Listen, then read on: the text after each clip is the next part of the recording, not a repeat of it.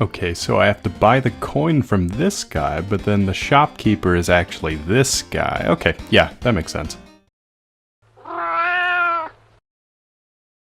In February of 2011, I developed and published a little fan game called Warrior Cats Untold Tales. The premise of the game is simple enough. You create your own warrior cat character and live in the forest territories. You join one of the original 4 clans and hunt for food for your clanmates, war with the other clans, and gather items throughout the world for the kits and medicine cats. Along the way, as you did good deeds and quests for your clan, you'd earn reputation, which could be exchanged for bonus coins. And the bonus coins could be used to purchase things like access to other clans, the ability to mentor your very own apprentice, or new skins for your cat. But I'm here to tell you today that Warrior Cats Untold Tales was just complete garbage. I mean seriously, for reasons that I'm going to delve into in this video here, the game just wasn't all that great. And I really don't want to downplay the importance that the game had for so many people, because I know that a lot of people really enjoyed it. It was the 6th most played game on sandbox.yoyogames.com, which at the time had over 78,000 games. And it garnered a pretty strong following. Of course, the game is very important to me personally as well. I'm very glad that I made it. I learned so much along the way, and I wouldn't change a thing about the experience. But now it's been over 8 years since the game released originally, and I think it's high time that we can talk about some of the issues with the development of the game. Now, Untold Tales has a pretty storied history. There's 15 major versions of the game spanning multiple years, as well as a rather large community outside of the game itself. So there's a lot for me to talk about on the topic. I'm hoping that this will be the first video in a sort of series that all revolve around the game. And so today we're going to talk about magic and lies. Game developers and magicians have a lot in common. Both of them are trying to get the audience to see something that's not there. The more impressive the illusion, the more that the audience believes that it's real. In the case of game development, the game designer's job is to convince the player that the sound effects and pixels they see flashing on the screen are actually something else. So, while all of Warrior's Untold Tales could be boiled down to images, music, and a database of variables, the player doesn't perceive it that way. To them, they are a strong cat hunting and fighting for the glory of ThunderClan, or a graceful and kind cat caring for the sick and wounded of RiverClan. And this all happens because of a trick, a false reality created for us by our brains. The game itself lives in the mind of the player. But what happens when the game designer doesn't know how to convince you that you're actually in another world? What if the illusion they're conjuring is built on a shaky foundation? Well, Preyheart, Dragon Soul, Rotstar, Leapfur? I mean, who are these cats again? When exactly does this take place? I don't know. Where's SkyClan? Why are there no naming ceremonies? How on earth do these cats have a banking system? Why are there fights during the gathering? What's the story about? You know cats shouldn't be eating apples, right? If StarClan's such a big deal, why is it barely mentioned in this game? What parent would name their child Tattered Kit? Who built this giant wall separating the forest from the two-leg place? There's just so many questions. But fortunately, I have the answer. You see these books right here? Never read them. Into the Wild? Who needs it? The Prophecies Begin? Doesn't matter. I've got all the answers I need right here in the Warrior's Field Guide.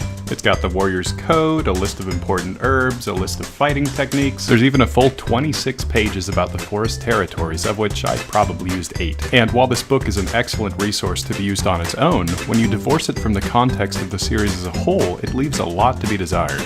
I have, of course, went back and read these books now as an adult, but at the time that Untold Tales was made, I hadn't read a single one of them with the exception of the Field Guide.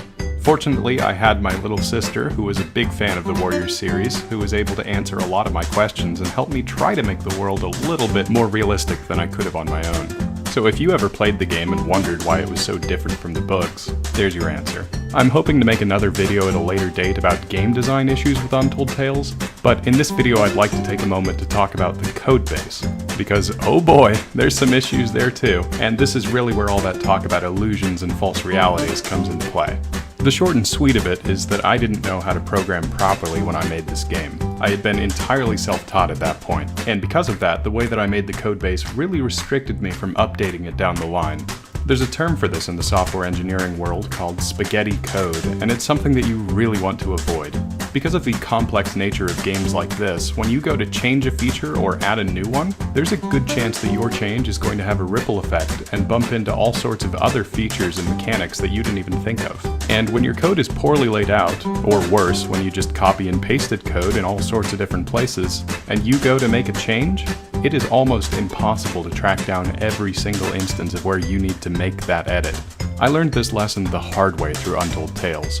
And now that I have an education in how to code, I know to avoid it in the future. But sadly, that doesn't change the way that I did make Untold Tales. Nowadays, even a simple change to the program could take hours or days to accomplish, and it's a large part of the reason that I abandoned the project. You can see the effects of my sloppy coding habits just by looking at the source files. I mean, take a look at this.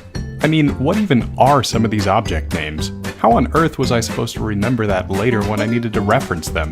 The player object is made entirely with drag and drop functions, and these variable naming conventions are awful.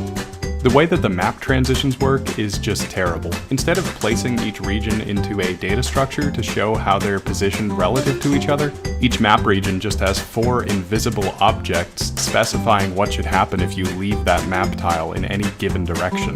And yes, that means there's about 400 of those objects just laying around in the codebase, all separate from each other, mind you. There's no such thing as object inheritance used here. The actual dialogue of each and every NPC that can actually talk is written directly into their render event. And perhaps the worst crime of them all, the font for the entire game is Comic Sans. I sincerely apologize for putting you all through that. Those are by no means the only issues with the Untold Tales codebase, but I thought that by showing you a few concrete examples, you could get a good feel for how messed up it really is. And if you don't know what any of that meant, just know that it's really bad. It's kind of amazing that all of this could amount to anything, let alone a fully playable game. And if you're one of the thousands of people who did play this game, I want to say thank you. Thank you for overlooking the myriad of flaws with the game, and for creating such a positive community space. The years that I spent developing this game and interacting with the community on a personal level were some of the greatest years of my life for personal development.